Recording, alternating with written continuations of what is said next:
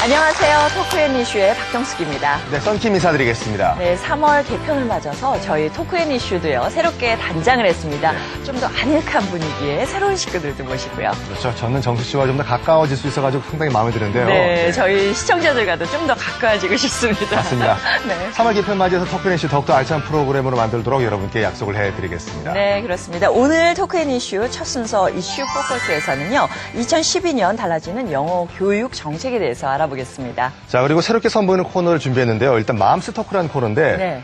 영어 품앗이 교육을 하시는 엄마 선생님들을 저희가 한번 모셔봤죠. 예, 어머님들한테 아주 생생한 그렇죠. 영어 교육 현장을 들을 수가 있을 것 같습니다. 자, 그러면요, 이슈 포커스부터 시작합니다. 화면 함께 보시죠.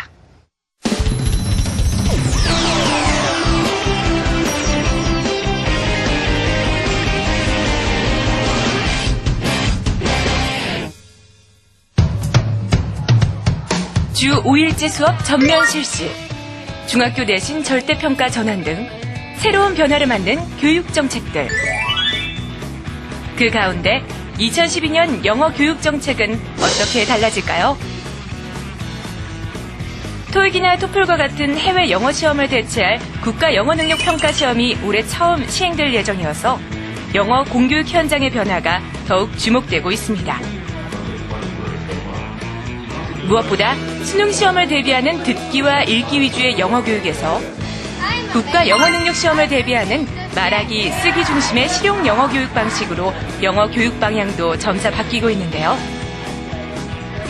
2012년 달라지는 영어 교육 정책, 토크앤이슈에서 알아봅니다. 네, 새 학기 시작되면서 많은 학부모님들께서 올해는 영어 교육이 어떻게 될까 많이들 궁금해 하시고 계신데요. 그래서 오늘 그 궁금증 저희가 시원하게 풀어드리겠습니다. 교육과학기술부 영어 교육정책 구현희 과장님 모셨습니다. 안녕하세요. 그렇죠. 네. 민여 과장님이세요. 민여 과장님. 자, 압구정고등학교 최윤희 선생님 나오셨습니다. 어서 오십시오. 네, 안녕하세요. 네, 그리고요, 도움 말씀 주실 숭실대학교 영어 영문학과 박준원 교수님 나오셨습니다. 안녕하세요. 네, 어서오세요. 자, 그리고 새롭게 인사드리는 분입니다. 정말 오랜만에 나오시는요. 네. 안문숙 씨와 이름이 비슷하신 안문현 주부 리포터 나오셨습니다. 어서 오십시오. 안녕하세요. 반갑습니다. 네.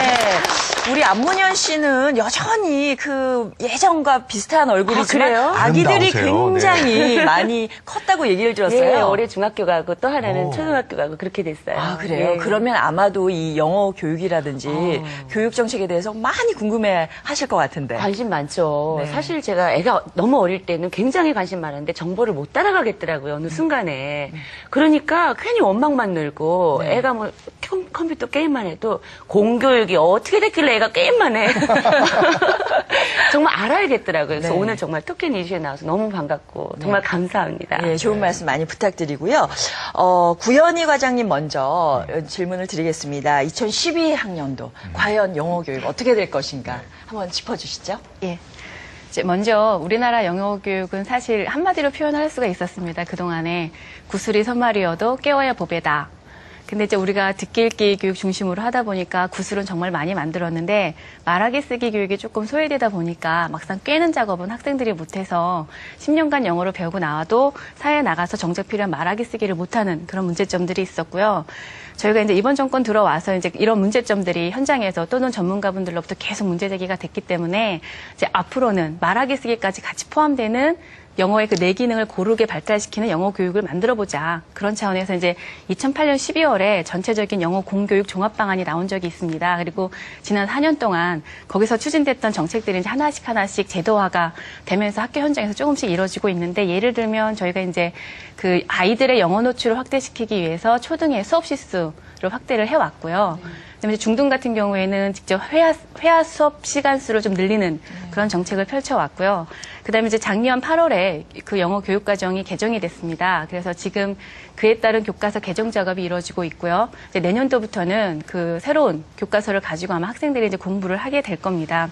그리고 이제 또 하나 큰 변화라고 하면 이제 영어 수업, 영어 교육 과정 이렇게 변화를 시켜도 막상 수능이라든가 이제 최종 단계에서 보는 시험에서 여전히 말하기 쓰기가 제외되면 여전히 학교에서는 그 소외될 수밖에 없는 한계가 있어서 저희가 이번에 이제 국가 영어 능력 평가 시험이라는 그 시험 제도를 만들었고요. 금년도에 이제 처음 그 시험을 보게 될 예정입니다.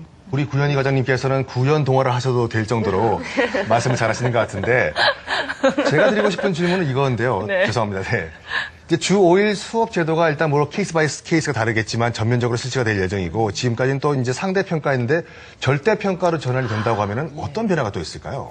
일단 이제 주 5일 수업이 되면 좋은 점 중에 하나는 뭐냐면 주중에 5일 동안은 이제 자기 학생들의 흥미나 수준과 상관없이 어쨌든 정해진 정식 교육 과정을 따라서 수업을 할 수밖에 없는데 주 5일째가 되면 이제 토요일 하루 정도는 학생들이 자기가 부족한 부분 또는 뭐 더 하고 싶은 부분을 공부를 할 수가 있게 돼요. 그래서 저희 영어 쪽에서는 굉장히 이제 좋은 기회다. 특히 이제 보통 우리가 평균 수준으로 그 수업 시간에 공부하는 거 플러스 그러니까 조금 더 잘하는 아이들 아니면 조금 처진 아이들 이 아이들을 대상으로 하는 특별 프로그램을 토요일을 이용해서 이제 이용할 수 있을 거라는 그 기대가 조금 있고요. 지금 이제 아까 그 저희가 교육과정을 개정하면서 또 하나 크게 바뀌는 게 뭐냐면 저희가 성취평가자라고 해서 그 이전에는 순위, 학교에서의 순위가 굉장히 중요했었는데 지금은 석차가 없어지고요. 앞으로는 일정 정도 학업 성취에 도달을 하면 그에 따른 등급을 부여하는 그러니까 A, B, C, D, E, F 이렇게 6개 등급으로 나누는 그런 제도가 이제 도입이 됩니다. 중학교는 금년부터 1학년부터 적용이 되고 고등학교는 14년부터 적용이 될 예정인데 특히 고등학교 단계 같은 경우에는 그 정말 조금 더 학업 성적이 떨어지는 아이들 같은 경우에는 이 등급도 아니고 패스 앤 페일이라고 해서 이제 일정 정도만 넘으면 통과시켜주는 그래서 그 아이들의 수준에 맞는 공부를 시킬 수 있게 하게 됐죠. 그래서 이런 교육과정의 변화가 앞으로 그동안 잘했던 애들 중심으로 이제 교육이 이루어졌다면 못하는 아이부터 잘하는 아이들까지 각자 흥미와 수준에 맞게 공부를 할 수 있는 제도적인 기반을 마련해줬다는 차원에서 의미가 있을 것 같습니다. 네. 지금 많이들 걱정하셨어요. 주 5일 되면 그렇죠. 뭐 돈이 좀 있는 사람들은 자녀들을 더 사교육을 시키지 않을까 이랬는데 공교육에서 토요일 특별 수업을 마련하겠다 이렇게 말씀하셨고요. 또 그 성취를 갖다가 판단하는 기준도 굉장히 다양화되는 것 같아요. 무엇보다도 가장 관심사는 말씀하신 것처럼 그 니트 시험. 초미의 관심사입니다. 올해 처음으로 치러질 예정인데요. 시험 일정이 언젠지 제일 궁금합니다. 일단 일정을 말씀드리기 전에 그 국가영어 능력 평가 시험 이제 저희가 시중에 보통 이제 니트라고 많이 말씀들을 하고 계시는데 그 시험도 역시 상대 평가가 아니라 절대 평가입니다. 일단 그거를 말씀을 드리고요. 이제 그 니트 시험 같은 경우에는 저희가 1급, 2급, 3급 세 가지 버전이 있는데 1급 같은 경우에는 만 20세 이상 성인들이 보는 그러니까 일종의 토익과 비슷한 그런 취업을 목적으로 하는 그런 시험이고 2, 3급이 이제 대학 진학을 목적으로 하는 고등학교 3학년이나 아니면 뭐 재수생 이런 학생들을 위해서 이제 보는 시험입니다. 그래서 말씀하신 대로 저희가 금년에 처음으로 이제 6월달하고 7월달 두 차례에 걸쳐서 이제 국가 영어 능력 평가 시험이 실시될 예정이고요. 요 시험은 금년에는 그 7개 대학에서 이번에 그 수시 전형에 활용할 계획으로 있습니다. 그래서 이제 요번에 처음으로 한번 이제 시행이 되는 거고요. 아마 이제 당분간은 수시에 이렇게 제한적으로 계속해서 활용이 될 것 같습니다. 자, 그러면 니트 시험 같은 경우에는 지금까지의 그 상대 평가와 달리 어떻게 보면 운전면허 시험과 같은 절대 평가로 이제 변환이 되는 건데 그러니까 제가 이제 그 학부모님들의 그 의견을 들어보는 경우에 가장 그 걱정하시는 부분이 기존에서는 뭐 있었지만 좀 더 강화가 된 말하기와 쓰기 부분을 상당히 걱정하시는데 이번 부분은 어떻게 준비를 하면 될까요? 일단 이제 그 말하기 쓰기 교육이라니까 말하기 쓰기라는 게 어떤 특성을 가지고 있는지에 대해서 한번 생각을 해보시면 저희가 아까 왜 그 구슬이 선말이라도 꿰어야 보배라고 얘기를 드렸는데요.